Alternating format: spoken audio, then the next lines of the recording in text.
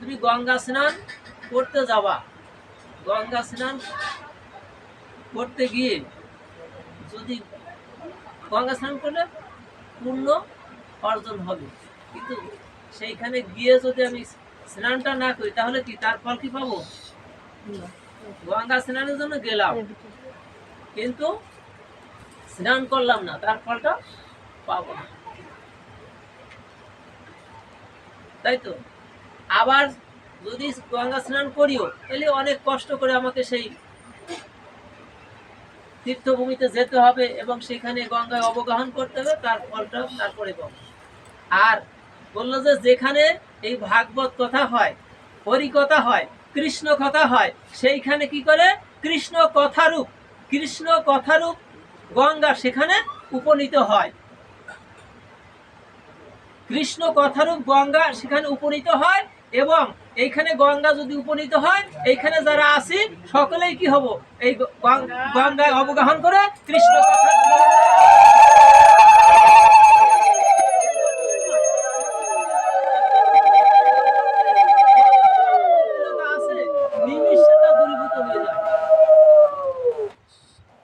বন্যা দেখেছেন না?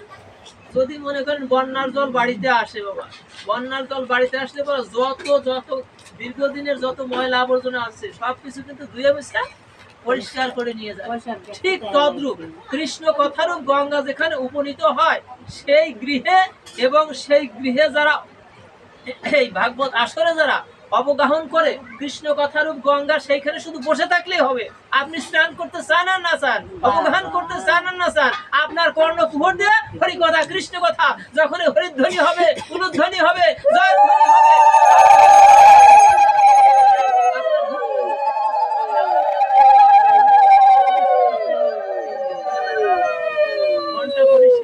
ভাগবত কথা শ্রবণের উপযোগী হয়ে যাবে।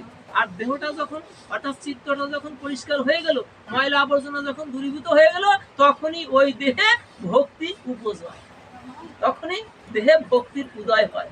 আমরা এই জগৎ থেকে যখন যাব বাবা, কি নিয়ে যাব? এই জগৎ সংসারে যে বিষয় বৈভব অর্থবিত্ত কোনো কিছু তো নিয়ে যাব না। যাওয়ার সময় কি যাবে? আমি আমার যে কর্মফল আছে এইটার সাথে যাবে। আর আমার সাথে যাবে কি?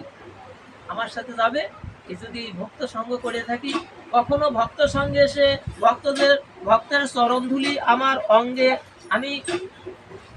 আমি ধারণ করতে পারি।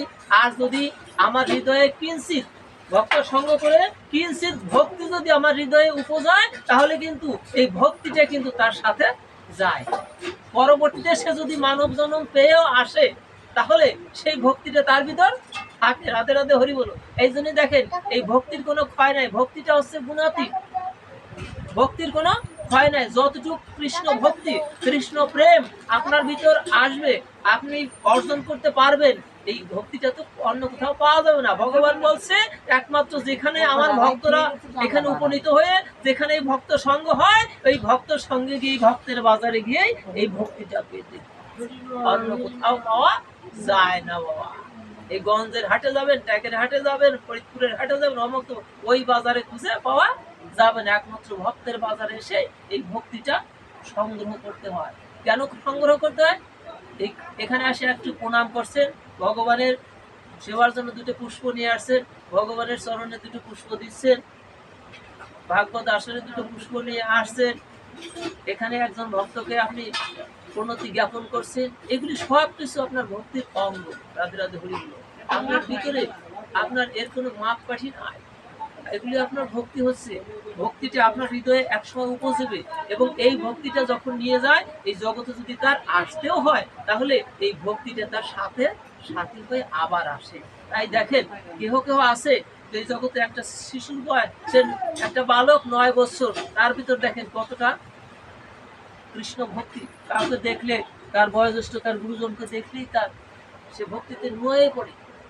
আবার কারো আছে এই ভক্তিটুক 80 বছর 90 বছর দিলেও অনেক সময় তার ভিতর এই কৃষ্ণ ভক্তিটুক, এই গুরু ভক্তিটুক তার ভিতর ধরা পড়ে না।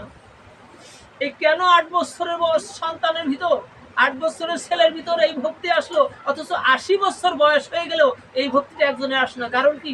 এই যে যার পূর্বজন্মের যার সংগ্রহ করা ছিল, সঞ্চিত ছিল, পূর্বজন্মে যে এটা যে ভক্তিটা সঞ্চয় করেছিল সেইটাই তার সাথের সাথে হয়ে আবার সে এই জগতে আসছে এবং এই ভক্তি দিয়ে ভগবানের সেবা করে জগৎ সংসার থেকে সে মুক্তির পথে এগিয়ে যাবে। এইটি ভগবত সেবা এবং ভক্ত সঙ্গের এর থেকে